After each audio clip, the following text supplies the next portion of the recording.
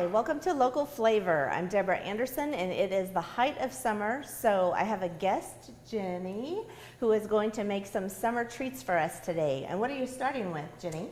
Well, Deb, it was hard for me to share this recipe, but I'm calling this everyone's favorite potato salad because I've probably given the recipe out at least 15 times. Everybody asks for it when they have it, so I thought it'd maybe be time to share it with some people out there for maybe a good side dish for a barbecue. Awesome. Well, to get started, this is a red potato salad, and the dressing on it is, I think, what makes it unique and what makes everybody like it. Well, everybody's potato salad is different, and so I'm anxious to see if this really is going to be the favorite. Well, you'll have to tell me at the end, but I can tell you I don't like mustard. I do not. So there's a lot of potato salads I don't care for, and this one I think kind of is generally pleasing. So to start with, we already got the potatoes on the boil because they take a while. And I did put quite a bit of salt in the water because I want the potatoes to have some flavor to them. As you mentioned, otherwise potatoes are kind of like pasta. They are going to taste like the water. And I found for myself, potato salads are also different. And I thought maybe it was the size of the potatoes or how much they're cooked. But it really, what makes a difference to me is if they salted the potatoes or not. It makes a huge difference. Very important. So don't forget the salt. And then although the potatoes are cooking, I'm going to show you about how big I cut the potatoes. I like to do, I call it bite size, but for me, I like to do about 1/2 inch squares. So I'll just kind of cut them down lengthwise, and then I'll go in, and I find that something about like that makes a nice bite size for people. So that's the size I've got them all cut in there, and it looks like we're boiling now, so I'm going to go ahead and set a timer. I boil them just until cooked. If you boil them too soft, then once you start stirring everything, they're just going to turn into mashed potatoes in your bowl. So you have to keep an eye on them. I'm going to set a timer for about 8 minutes and check them after that. Okay. Set a timer for 8 minutes. Oh my goodness. Smartphones are fantastic for timers. Okay, so I'm going to move these potatoes out of the way. So that's our first ingredient. Our second ingredient is 8 slices of cooked bacon. Now, if you're in a hurry, you can cheat. You can use bacon bits, but everybody knows that bacon bits and bacon are not the same thing, right? You can get the real bacon bits and they're okay, but those bacos do not taste like bacon. Agreed. Sorry, bacos. Definitely no bacos. Yes, we apologize, don't sue us, but I prefer real bacon. And I prepared this bacon ahead of time. Well, Siri didn't like us talking nonstop, I guess. I prepared the bacon ahead of time on our Traeger grill. I like to bake bacon, or I like to cook it on the Traeger because it doesn't splatter all over my kitchen. So I put this on the Traeger, I turned it up to high, cooked it about 10 minutes, and then it's ready to go. Here, no, let me smell it. I'm going to see if it smells like a Traeger. You can smell my bacon. Okay. And then what I'm going to do again is I'm just going to cut it up into nice bite-sized pieces. So you think the dressing is the secret, but I'm pretty sure the bacon is probably the secret to why this is everybody's favorite. I tell you, everybody does like bacon. The original recipe was modified from one that Emerald made. It called for 6 pieces. I put 8 in because there's just never too much bacon in a recipe, right? So here's my 8 pieces of cooked bacon. My other bacon, I guess, suggestion is always, especially in the Traeger, you don't want really fatty bacon because it's going to flare up. So I try to get a really thick cut bacon that really looks like it has a lot of meat on it when I'm going to be cooking it on the Traeger. One thing about, I think also for myself, I've noticed both baking them or putting them on the Traeger, they don't curl up so much as if you're trying to fry them. That's absolutely true. I didn't even think about that. I'm going to go ahead and give my potatoes a stir real quick and just see how we're coming on the tenderness. Once my fork goes through pretty easily, I'm going to go ahead and call them done. And I would say these are mighty close. And I had said 8 minutes, but it looked like you were pushing really hard. I saw a muscle move up here. Yeah, I'm going to say we're not quite ready, but remind me in a minute because I'll get to jibber jabber and I'll forget. Okay, so after we put our 8 slices of bacon in, then we're going to do 8 hard-boiled eggs. I'm going to have to admit, I cheated on this. I have discovered that you can buy hard-boiled and peeled eggs at the store. They cost about twice as much as regular eggs, but if you're in a hurry or you hate peeling eggs, they work really nicely. And I also think that eggs are a part of it. I think people love to have egg in their potato salad. Oh yeah. So I do a pretty coarse chop on my eggs. So they know you didn't forget. I want you to get a bite of egg every now and then. So I just chop those up. Now I will say, 1, 2, 3, 4, 5, 6 in there. there are 8 eggs. Okay. That's another modification I made, is add more eggs. If you're boiling them themselves, I have a great secret for you that I learned off of Dr. Oz. Well, not him, but somebody on his show. I tried it, it worked great. So you steam your eggs for 15 minutes in a steamer basket, exactly 15. Then you put them in an ice water bath for exactly 10 minutes. And then you put them in like a big Tupperware bowl or something with a lid, and you shake them. And the 8 of 10 of the ones that I cooked, the shell just fell off of them. You didn't even have to peel them. So I am a believer in the steaming method if you're going to not be as lazy as me and actually cook your own eggs. Now, when you steamed them, you put them in a steamer basket or something within and inside a lidded pot? That's right. I have one of those old, like my mom had, the steamer baskets. Yeah, put it in a pot and steamed it for exactly 15 minutes. All right, well, why don't you give these a jab and see what you think. You want them to be done, but you certainly don't want them to be I want the 2 more minutes. overdone. You think? Well, I think they're firm in the A middle. little tough yet? Okay. All right. Well, you're the cooking pro, so we'll go a I'm the little girl bit who longer loves soft on those. potatoes. Now, did you change this to 8 because you could get 8 in that package? No, you can only get 6 in the package. Oh, so you had to buy more than 1 then? I just like to have more bacon and more egg. So those were just a couple of things. I've made it the regular way quite a few times, and over time I just liked it. I liked the bacon, I liked the egg, so I added that in.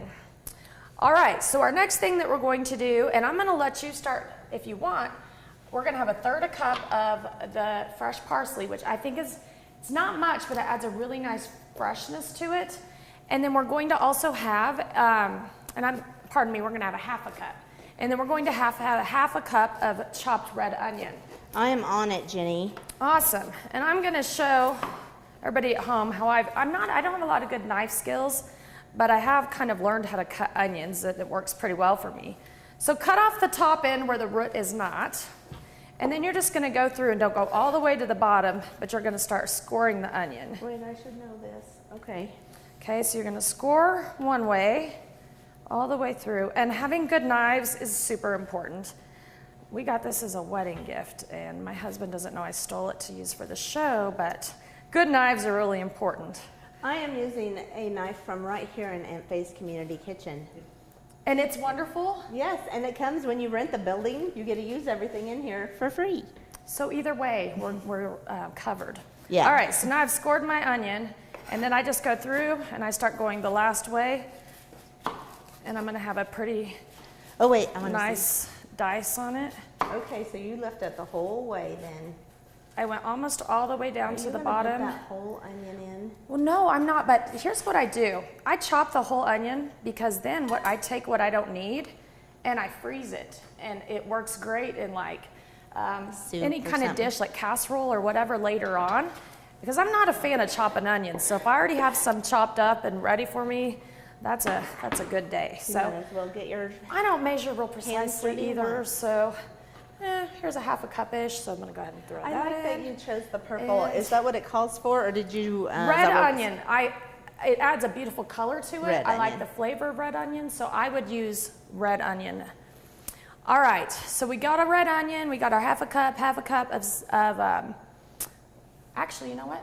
I mixed things around. 2 tablespoons of parsley, 1/2 cup. I have some parsley for you to freeze for later. 1/2 cup of celery. So now we have extra parsley for later on. Let me get it. So I'm going to let you do 2 tablespoons of parsley. Okay. And I'm going to use 1/2 cup of celery.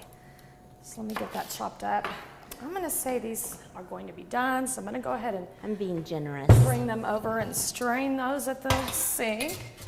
And you know what? I don't think it's really super important on this recipe to be real exact with your, if you do, 3 tablespoons of parsley or a little extra onion or whatever, it's still going to come out okay. I agree. So I'm going to do my... Do you want me to do, is there anything else I can measure for you? Absolutely. You can move on to the next most important ingredient. I mean, they're all important. Obviously, I've said that like over and over. the secret dressing is ranch dressing. This has a lot of cheats in it. And you buy your favorite ranch. I think that Hidden Valley Ranch is by far my favorite, so that's what I use. The original recipe called for a cup. I do a cup and a squirt. So I put the full cup in, and then I'm gonna squirt a little bit more in there. So I'm gonna finish this, let you get that in there. And I have a... I didn't smell it. What's your favorite ranch, Deb? I really like when you make it out of the packets. I love the freshness of it without the kind of oily You know, I've only ever used the packets for like dip and stuff like that. I hope to try that sometime. All right. So those are my favorites. See if my cup's over here. And do my half a cup. That's a big squirt of celery. Okay. Well, that's okay. It all comes together in the end. Like I said, this is kind of forgiving. So, all right, we got about a half a cup of that. If you want, you can kind of start to mix that together. I'm going to get my potatoes rinsed off here. I like to go ahead and give them a cold water rinse when I'm done. Okay, to stop them from cooking. Exactly. If you let them sit there and be hot, they're just going to keep steaming. And then, again, I don't want them to turn to mush in my potato salad. This looks so good, Jenny. It has a really nice color to it, I think, with the bacon, with the red onion, with the green from the parsley. I chose to call it purple onion because of my new purple apron, which I thought I'd get a lot of attention for today, but then you trumped me with this cuter apron that says red hot. Well, there's a little bit of a story behind my apron. I'm not doing this very gracefully. There we go. Okay. Oh, we have some sleepers up here. Okay. I have an walked-in Alzheimer's team, and my team name is called Red Hot, named after my mother, who had red hair and passed from Alzheimer's. So that's where I got the name for my apron from. So did you get it specially made? I did, absolutely. Well, just the embroidery, of course. So as you're stirring all that up, I'm going to go ahead and put the seasoning. And the seasoning is very simple for this, salt and pepper. Okay. So pepper to start with, do about 3/4 of a teaspoon. I just sit here and hold this thing over it. And it's electric. Everything I do in my house is simple. So we're just gonna, and I like freshly ground pepper. I just think it has a lot more flavor to it. I do too. So I'm just gonna, Can you change the size of the grind on that thing too? I'm sure you can. Just in case I want to buy one. I also borrowed this from my husband. Okay. And 1 1/4 teaspoon of salt.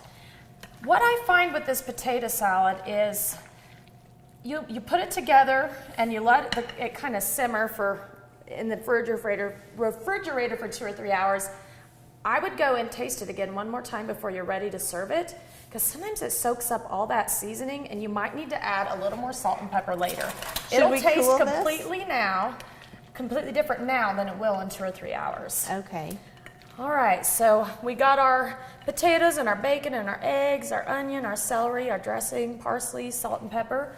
So this here is the complete potato salad. Now, I know it's still warm, but did you want to? Should we taste it now and then after we cool it too? Absolutely. Let's do it. Absolutely. I'll get you a fork. I'm a spoon girl on this potato salad. Oh my, get the big one. Except the spoons are all brand new, which is an amazing thing about this kitchen, so I am going to do a fork after all. Okay, so imagine that it's been in the refrigerator for a while and cold. You could eat this like a casserole warm. Actually, when I make it, if there's leftovers, we kind of eat it as a meal. My husband loves it, everybody loves it, so. And it has meat in it, so why not? Well, let's get this cooled off and taste it again. And we have another side to make, don't we? Absolutely. My other pretty popular side is coming up, Texas coleslaw.